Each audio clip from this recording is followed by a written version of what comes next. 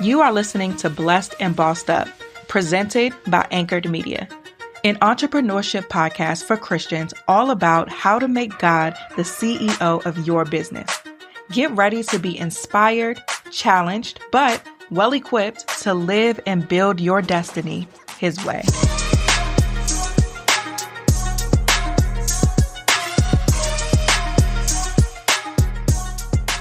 Hey guys, welcome to another episode of the Blessed and Bossed Up podcast. If you listened to last week's episode, then you know that I'm having a moving sale to rid all of the products that I have in my garage for a very, very low price.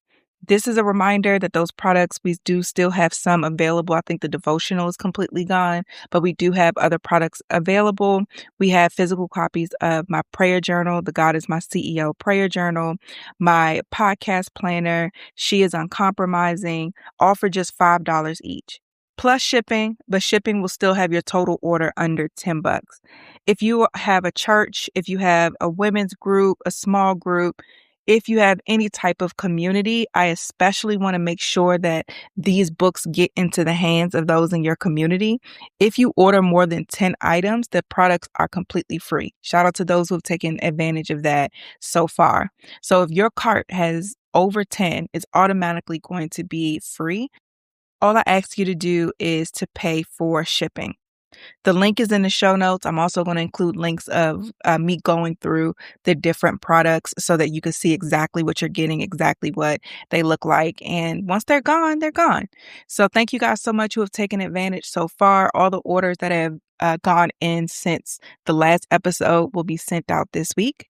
And I pray that these products bless you.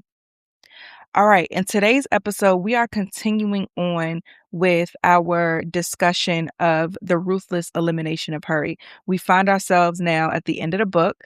We got through all of the preliminary issues of why hurry is a problem, and we are in the last section where we're talking about the 4 principles to live by to live an unhurried life. We are at the solution.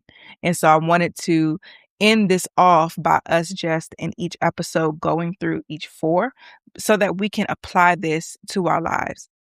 Last week, we talked about the Sabbath, and I still have yet to sit with the Lord about it, sit with myself, talk to my husband about how can we observe this as a family, as a day, a time of togetherness, of worshiping the Lord, of rest and all the things.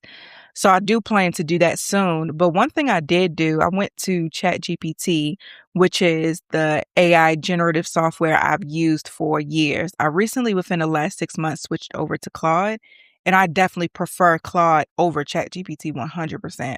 But ChatGPT has a lot of context based off of me using it for so long. So I went over there and I was like, hey, I'm trying to, and I didn't even talk about the Sabbath. I just simply said that I was looking for restful activities that allow me to slow down, that allow me to rest, to just appreciate the goodness of the Lord and all of the things. And I told it, based upon what you know about me, give me some ideas of hobbies that I could do to be a part of my Sabbath practice. Hobbies that aren't work, but fall into that rest and worship category. And they can't be something that is turned into a business at all. And so it gave me some really, really good options. And I got excited about some things that I think I'm going to do. Something simple that it told me was to do a floral arrangement. So I love flowers. And it talked about me just creating my own floral arrangements and just having them at home or giving them to family members. But it's something that forces me to slow down. It engages your senses because you're smelling the flowers, touching the flowers, you're appreciating the beauty of God's creation. And it could just be really a beautiful and restful time to do that. So I have that on my list. I'm like, okay, that sounds good. I would love to go to Trader Joe's or Whole Foods, or a nice florist and get some different types of flowers and putting these different arrangements together and then just having them in the house or giving them to family and loved ones for occasions or for no reason at all. Something else to put on my list was to create my own custom tea blends. And I really got excited about this because historically I have been a coffee girl. I'm somebody who has my cup of coffee every morning. And depending on the day, there's a lot going on. Sometimes in the afternoon, I'll have another cup. But lately, I've really loved tea. Lately, as in like maybe the last year or so. My husband's a tea drinker as well, so he kind of got me into it. Where in the evening, I'll have like a wind down cup of like chamomile lavender coffee that helps me relax and transition into sleep mode. If I need a pick me up in the afternoon, but I don't want like the full caffeine of coffee, I have usually a cup of like green tea. I like this green tea mixed with jasmine that I have right now. My husband, he went to Nigeria recently, but his layover was in Turkey. And so he brought back some Turkish coffee tea that we've really been enjoying as well. So I've enjoyed exploring different teas for different purposes and all of the ways in which you could blend these or buy these different herb blends to serve a particular purpose, whether it's for health benefits or just for ritual purposes to relax or to wake up or whatever the case may be, boost your mood, things of that nature. And so Chad had given me this idea of doing different tea blends and how I could, for example, y'all know I like to cook as well. Peel an orange and dry it out in the oven and add that, like shave it and add that to my tea mixture for the aromatics if I wanted something to drink earlier in the morning. And it just gave me all of these ideas about this particular hobby. And I was like, man, this would be really, really fun.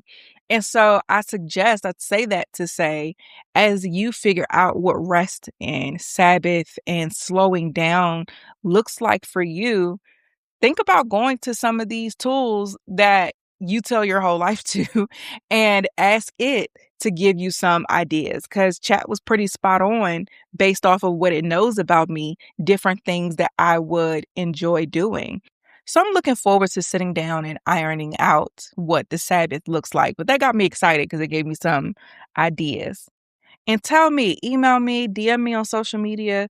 What are some ideas that you're going to be implementing for your Sabbath? Leave a comment if you're listening to this on Spotify and tell me how you've been applying the different things we've learned thus far in this book.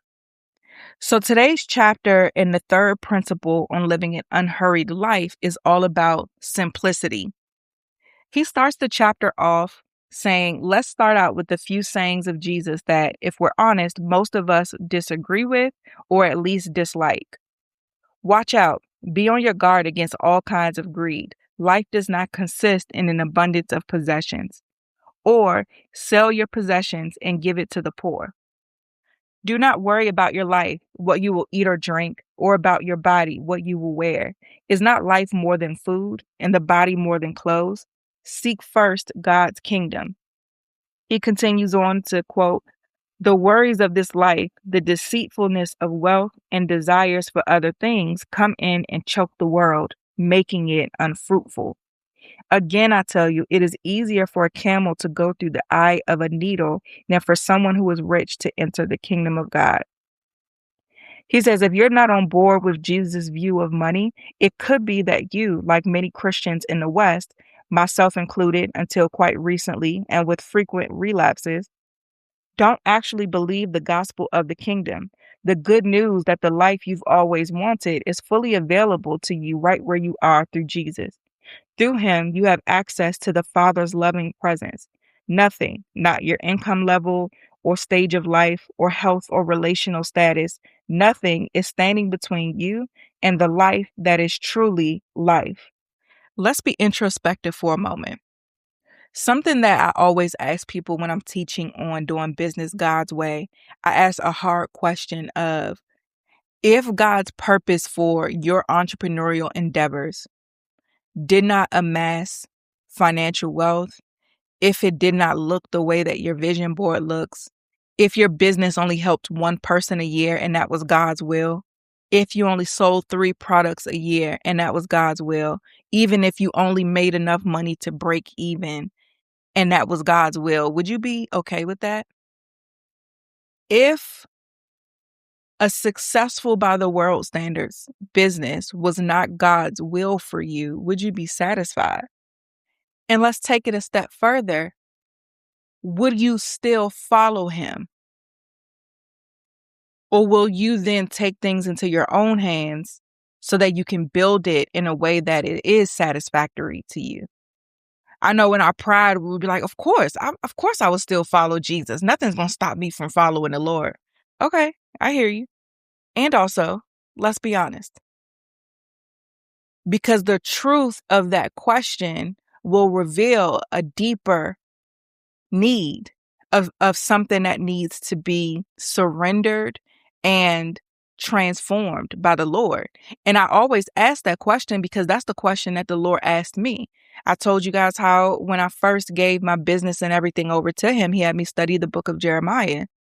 And in studying that book, the Lord asked me if your life looked like his, the weeping prophet, who wasn't rich, wealthy, or successful by the world's standards, but was obedient and the Lord was pleased with. If your life looked like his and not what you envision, would you still follow me?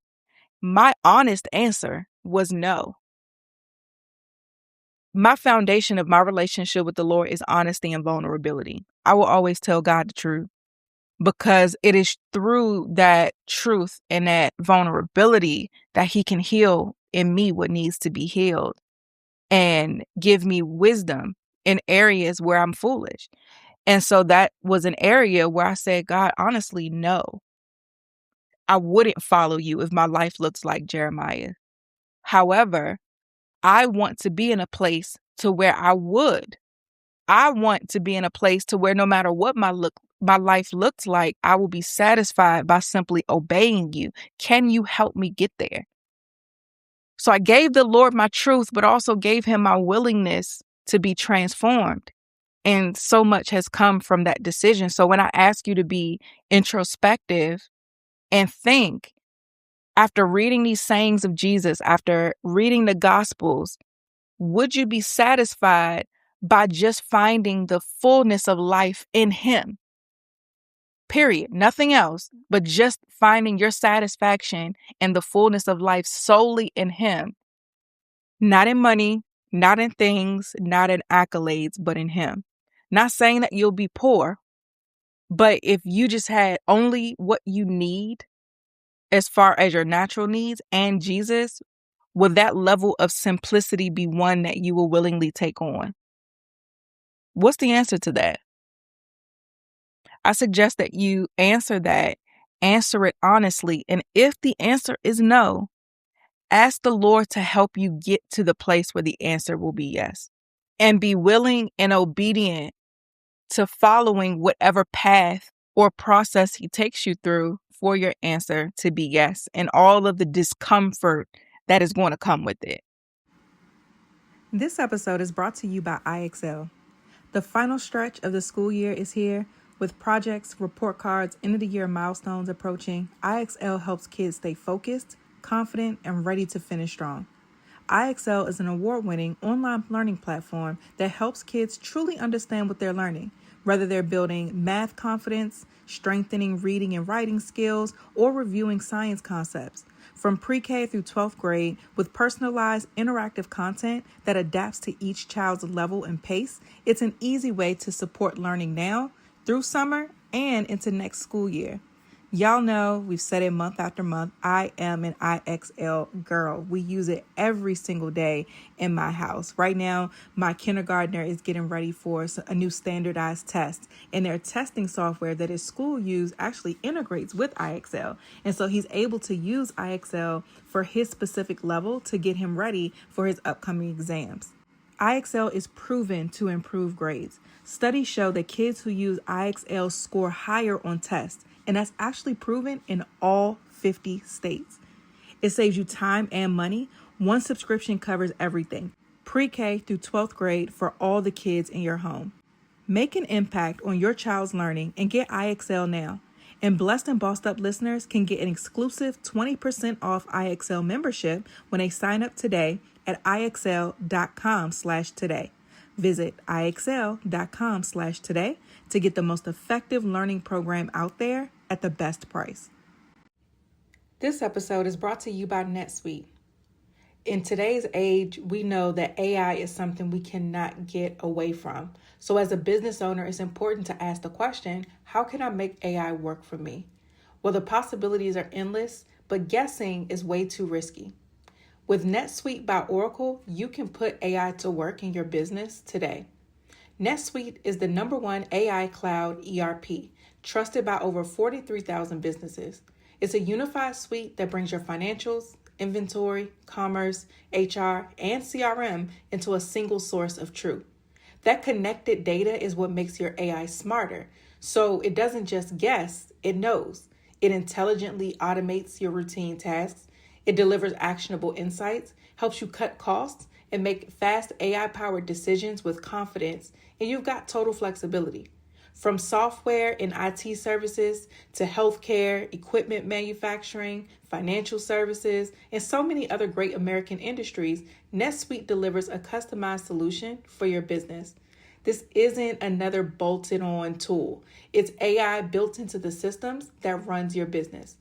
Whether your company earns millions or even hundreds of millions, NetSuite can help you stay ahead of the pack. If I needed this product, this is exactly what I would use.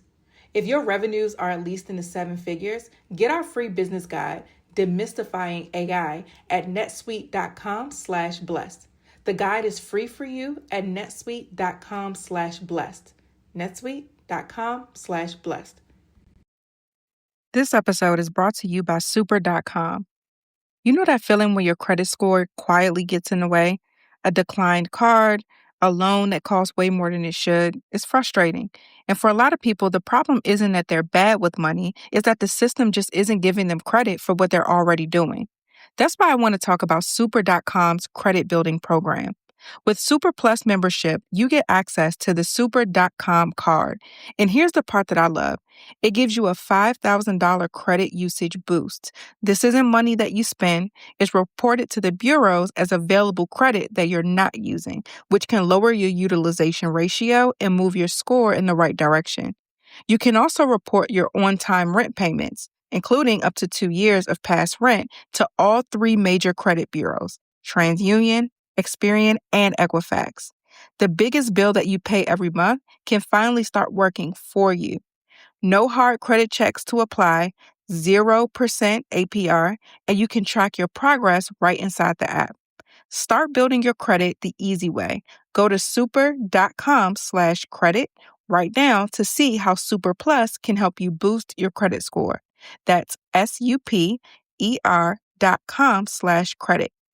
Credit building features are only available to the Super Plus members. Impact on your credit score may vary. Super.com cannot control factors outside of their services that may impact your credit. Visit super.com for more details. So if your answer was no, the author says it could be that you believe in another gospel, another vision of what the good life is and how you obtain it. Let's call it the gospel of America. He says materialism has become the new dominant system of meaning. He says atheism hasn't replaced cultural Christianity, shopping has. We even get our identity from the things that we buy or sell. Most of us will never admit it, but a lot of us believe the saying, I am what I buy, or more realistically, I am what I wear, or the brand of my phone, or the car I drive, or the neighborhood I live in, or the gadget I flaunt. For a lot of people, things aren't just things, they're identities. Shopping is now the #1 leisure activity in America, usurping the place previously held by religion. Amazon.com is the new temple.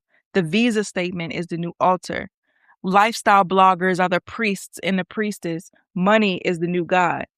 There is a reason the only other God Jesus ever called out by name was Mammon, the God of money, because it's a bad God and a lousy religion. When I first started building a brand online, let's take Instagram, because when I first started, it was like 2012 and I was in undergrad and I had a blog online. And so blogging was very popular back then, but blogging was very word-based. You would have pictures and things like that, especially if they were like travel bloggers or fashion bloggers. You would see like photos and things of their travels or their outfits. But blogging primarily was text-based. When Instagram came out, I would say maybe in my freshman year of undergrad, but I didn't start trying to build a brand on social media until maybe like 2016, 2017. And around that time, once Instagram evolved from just being a place where you were sharing photos with your friends to being this place where people were building brands and transitioning from like the blog sphere to social media and YouTube and all of that, people used to do the most to build credibility, where they would pose in front of vehicles that wasn't theirs. Like I had somebody I knew personally, and she did a photo shoot at the National Harbor, which is right outside of DC, but it's a little bougie place where folks hang out. And so you're liable to see like nice cars and things like that at the harbor. And she did like a photo shoot for social media and for like her business, but she was posing outside of these cars that were not hers, like the Porsches, the G-Wagons, these luxury vehicles, and would like post it on Instagram and just use it as a part of content. Even back then, I was like, that is quite insane. Why are we posing outside of vehicles that are not ours? And this is part of the reason why I never wanted to build a brand on social media and why I chose podcasting, because I just could not get with this level of fake it till you make it. Like that just wasn't my style at all. I would rather just be real, honest, do the work, and have results that I use to promote what I'm doing and not clout or, I don't know, the appearance of doing well. I didn't like that. Around this same era, and my millennials will remember this, the rapper Bow Wow had posted a photo of him on a private plane and posted it as a flex. Somebody was on the actual commercial flight that he was on, not the private plane. He was on a commercial flight. Someone took a photo of him and posted it, pretty much exposing that he was lying about how he was traveling. And so then it comes out that he had took photos on the private jet, but then actually took the flight with the commercial airline. And it was just this whole thing, but that is just a representation of that era. And that era is still very much so alive today, where we judge people's credibility based upon the things that they had. If they have a nice car, oh, they must be doing well. They have this lifestyle, this emergence of lifestyle marketing, or this emergence of lifestyle content creation, where people portray certain lifestyles, and then us as the viewers or the consumers place a level of credibility on them simply based on what they have that we actually cannot validate or authenticate in any type of way. And it is very scary what the world has come to as it relates to things. And because we place these values on people based on things, it just further perpetuates people's use of things to identify themselves or to make themselves feel good and look as if they're living a certain type of way. As I've grown, this bothers me even more because back then I was like, all right, this is what people do. They fake it till they make it. I don't like it, but to each his own was my mindset. But now seeing how that fake it till you make it has morphed into fraud, scams, grifting, all types of foolishness, it genuinely bothers me. And as Christians, we have to guard ourselves against this and consistently reject it, because if we do not, slowly but surely, we'll start following Mammon, the god of money, to where now we've accepted that it is things that make our identity. It is what we drive, what we wear, how good our makeup is that drives credibility to us as entrepreneurs. And so now we are chasing money so that we can get more things. We're spending money so we can look like we have money so that we can impress folks. And it's just a very dangerous path. And us as Christians have to fully reject it. And us as Christian entrepreneurs and people who operate in whether your business is in person or in the online space, especially, it is very tempting, but we have to actively guard ourselves against it. So the author goes on to give a little history lesson where he talked about how over a century ago, 90% of Americans were farmers. Life was hard, yes, but it was simpler too. We mostly lived off the land and traded with our neighbors for anything else we needed. Money was rarely even used, and most of the things we owned fell into the category of needs, not wants. Today, only 2% of Americans work in agriculture. The last century has radically reshaped the American economy. It started with urbanization and its twin, industrialization. People moved to cities by the droves for jobs where goods were produced en masse. The two world wars, in turn, created what President Eisenhower later dubbed the military industrial complex. And once the tumult of war calmed down, the power brokers of the day had to find a way to keep all those factories open and people employed. Tank factories were repurposed to make t-shirts. I'm not much of a conspiracy theorist, but it's an open secret that after the war, the tycoons of big business, the shadow politicians of DC, and the madmen of New York City conspired to remake the American economy. Their agenda? To create an entire economy and with it culture out of consumerism.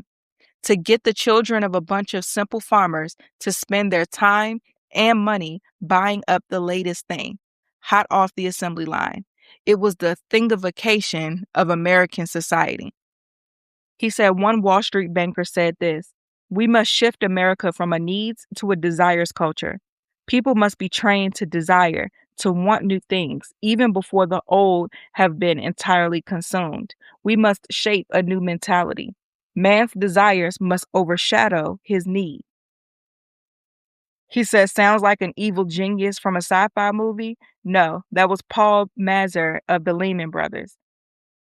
He says, E.S. Kodrick, a pioneer of industrial relations, called it the new economic gospel of consumption.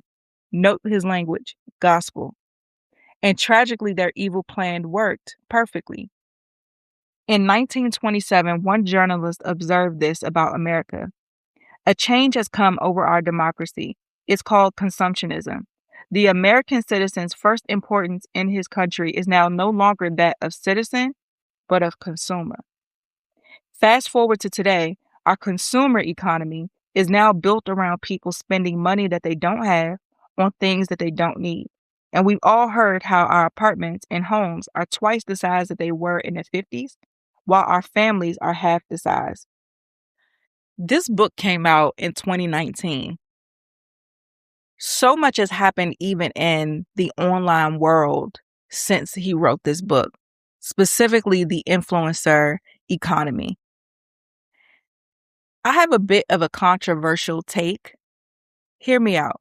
This is unprocessed, so I may have to record this a couple of times because I just thought about this as I was reading the excerpt from the book.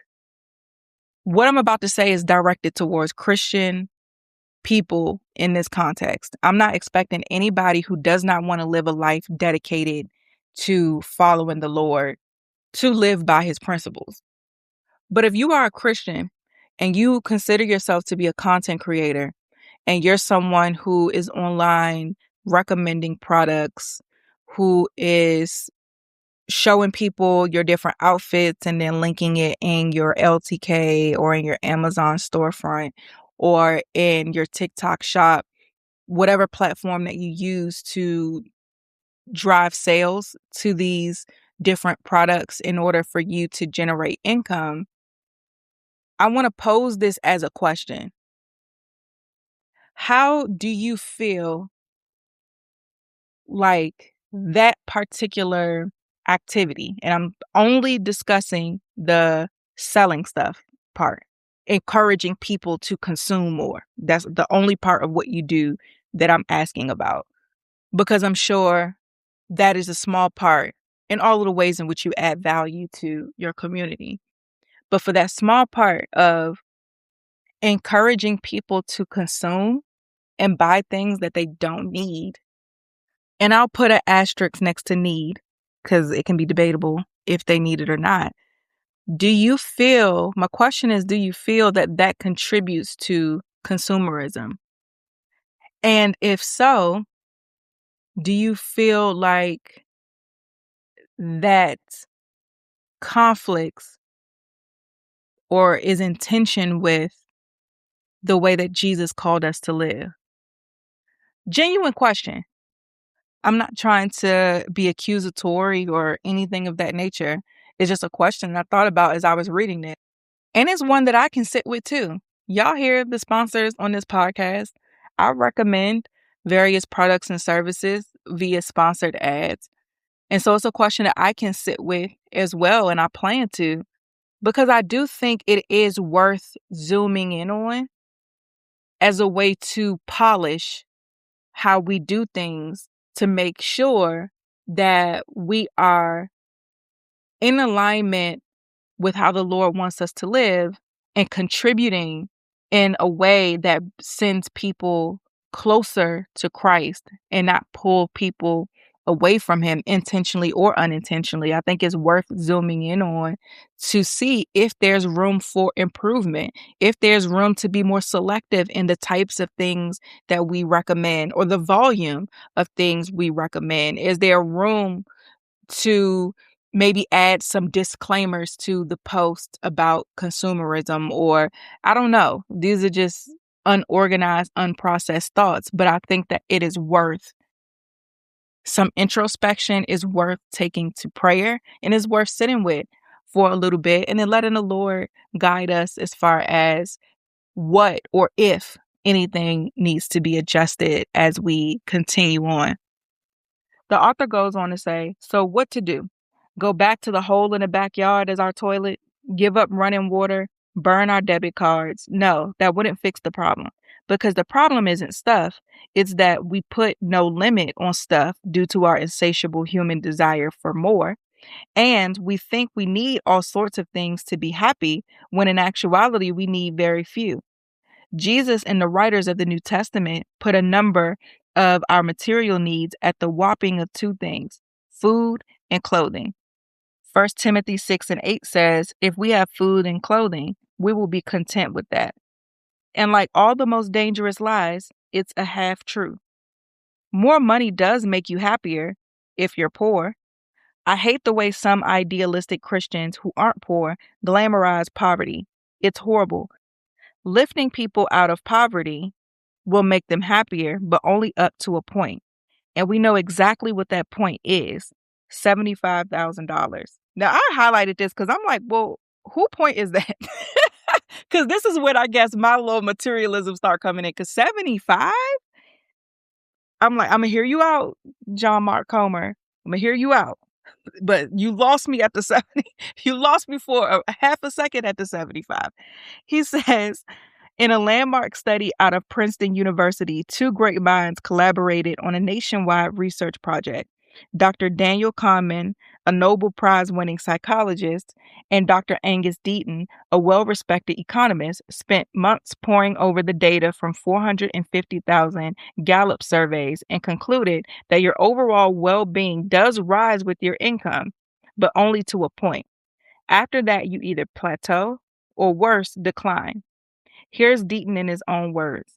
No matter where you live, your emotional well-being is as good as it's going to get at $75,000. And money is not going to make it any better beyond that point. It's like you hit some sort of ceiling and you can't get emotional well-being much higher just by having more money. Now, that number is a national average. It would be less for, say, a single college kid living in Sarasota Springs than for a family of 5 living in San Francisco. Jennifer Robinson, in her summary of Kahneman and Deaton's research, says that it's true. $75,000 won't go very far in big cities. And it makes sense that a high cost of living will make even large sums feel puny. However, the study still indicates that $75,000 is the limit, even in large, expensive cities. Turns out, once you reach what most Westerners classify as a middle class life, money and stuff just can't deliver what they promise: happiness. This episode is brought to you by BetterHelp. I want to remind you guys that May is Mental Health Awareness Month, and this is a great opportunity to check in with yourself and understand where you are right now. I know for me, I am wrapping up my first year of law school, and I definitely am taking a moment to check in with myself after such a crazy year. If you have been feeling overwhelmed, stuck, anxious, or even unsure, acknowledge that. And I want you to know that those feelings are more common than we think, and we don't have to navigate them alone. BetterHelp has quality therapists. They work according to a strict code of conduct and are fully licensed in the US. BetterHelp does the initial matching work for you so you can focus on your therapy goals. You have a short questionnaire that helps identify your needs and preferences, and with their 12 plus years of experience and industry-leading match fulfillment rate, that means that they typically get it right the first time. And if you aren't happy with your match, you can just switch to a different therapist at any time from their tailored recommendations. With over 30,000 therapists, BetterHelp is the world's largest online therapy platform, helping serve over 6 million people globally. And it works, with an average rating of 4.9 out of 5 stars for live sessions based on over 1.7 million client reviews.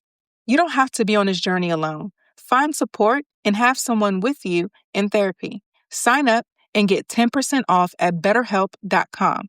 That's better, HELP.com. Now, because I disagree wholeheartedly with that $75,000 number, I'm reading it in May of 2026. So I had to do some research to figure out when. I know this book came out in 2019, but I needed to know when this study was done because I just could not fathom that this was an accurate number from how I'm reading it today. Now, I do want to be clear.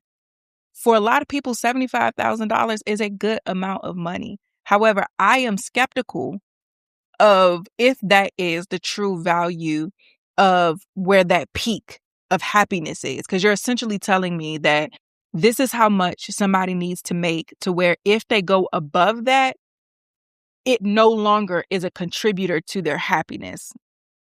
I don't see that. I think people can get by off of 75,000, but I think that the threshold that we're discussing in this context has to be higher than that. And of course, as they said, that amount looks different for different family sizes, different cities, all of that. I hear you, but I was like, absolutely not. I still feel like this number should be different. So I went to good old Claude and asked them, when was this study done and what is the equivalent to that now? So they said the study was published in 2010. Daniel Kahneman and Angus Deaton, both professors at Princeton University, published their landmark paper in 2010, showing that a rise in income increased people's well-being, but only up to a ceiling of $75,000, beyond which there is no increase in well-being. The study analyzed responses from 450,000 Americans in 2008 and 2009. A couple of important nuances worth noting. First, the study found money does buy emotional well-being, but only up to a certain point. The finding wasn't that $75,000 was all you needed to be content, but that daily happiness stopped improving beyond that income level. Secondly, beyond that threshold, additional income did not have a significant correlation to increased happiness. The concept of a happiness plateau remained the prominent theory for more than a decade until 2021, when University of Pennsylvania professor Matthew Killingsworth published a new study challenging those conclusions. Nevertheless, in today's dollars, that $75,000 figure is equivalent to roughly $108,500. Now, that number makes a lot more sense to me. I still think that it's, now, just as somebody who's a little bit bougie, I do think that number is low. However, if we're just talking about the simple things of life, I think that that's a solid number. I think even if you live in or close to a major city in like a suburb, you own a home, Even if you're a family, I still think that's a solid number if you just consume the simple things. Your kids go to the local public school, you all order from Costco for groceries. But I think if you live simply and you don't consume a lot of stuff or just have a lot of unnecessary expenses, I think that that's reasonable. But I still think, though, that it's arguable that that is a happiness plateau, though, because you can't tell me that if you have more money to be able to send, let's say, your kids to a private school, that that wouldn't make you happier. For your kids to have a better quality education, a smaller class size, maybe more resources to help them thrive. You can't tell me that that wouldn't make you happier to have more money to be able to pour into your family, to be able to take vacations at least, let's say, once a year. For you and your family to travel together, that would make you happier. For you and your spouse to be able to travel together without your kids, that will cost more money. You need to make more money to do that, but that would definitely make you happier. You being able to go on some solo trips to explore the world and see all the beautiful ways that all of the beautiful things that the Lord has created on this planet, that wouldn't make you happier? I don't know. I do not agree at all with this happiness plateau and saying that there is a dollar amount that after you go above that, your happiness isn't impacted. I don't agree. And maybe because I don't view more money as buying more stuff, I view having more money as buying more experiences and buying freedom. Most importantly, freedom of your time. Because if I have more money and I can pay somebody to clean my house, now instead of me spending all day scrubbing the baseboards, me and my family can just go spend time together while somebody else does it. By me having more money to buy a nicer vehicle, that vehicle is safer for my family. By me having more money to not have to work and spend my days working as a necessity and not as something that I just choose to do, I could spend my days finding other ways to be beneficial to the kingdom of God and to be beneficial to helping God's people. The more money I have, the more money I can give. So I don't agree. I think I've said that a few times now. I simply don't agree. However, I hear what y'all saying, author and doctors and economists. I hear you, but I don't necessarily think that I can get with there's a number that you can place on happiness, like this happiness plateau. I can't really get with that concept, but interesting study nevertheless. The author goes on to say, one of the many reasons that happiness is dropping in the West, even as the Dow is rising, is because materialism has sped up our society to a frenetic and untenable pace. As Alan Fading insightfully said, the drive to possess is an engine for hurry. Every single thing you buy costs you not only money, but also time. Think about it. You buy that motorcycle you've always dreamed of. That's great. I used to ride. I miss it. Have fun. Don't die. But make sure you do the math before you sign on the dotted line. All the math. To own a bike costs a lot more than just the $250 a month payment that you can't really afford. It costs you time. You have to work more hours at your job to pay for it. You have to move faster through your day to get everything done. You have to keep your bike clean and maintain it. When it breaks, you have to fix it. And of course, you have to ride it. All of this takes a lot of time. Now, you might be in a season of your life where you have time to burn, and you might decide that riding a motorcycle is a life-giving activity for your soul. Great. I'm not remotely against it. I can vaguely remember a similar season before kids. But when you run your cost-benefit analysis, don't forget to calculate you're paying for that experience not only for cash, but also in time. And less time means more hurry. Whether you're into motorcycles, sneakers, or Japanese anime, most of us simply have too much stuff to enjoy life at a healthy, unhurried pace. Remember those predictions from the Nixon era that by now we'd all be working 3 or 4 hours each morning and playing golf in the afternoon while the robots made our living for us. What happened? Well, part of the story is that we chose money and stuff over time and freedom. We opted for a new 4K projector for a movie night instead of a life of unhurried serenity and peace and power. Instead of spending money to get time, we opted for the reverse. We spent time to get money. This is interesting that he makes this point to me because he is operating under the assumption that you spend money only on stuff and that the accumulation of money equates to the accumulation of stuff. And that's not true. Like, you can spend money on so many things other than stuff. Even his example here about the motorcycle, he's talking about how every single thing you buy costs you not only money but time. If you spend more money, it won't cost you time either. He's talking about when it breaks, you have to fix it, and you have to keep it clean and all of these things.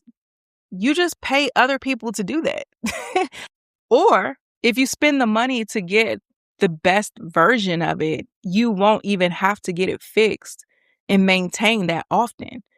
I had this conversation with my husband recently because we have two different philosophies on like buying cars, right? My husband is very frugal. He's an accountant. He's very frugal.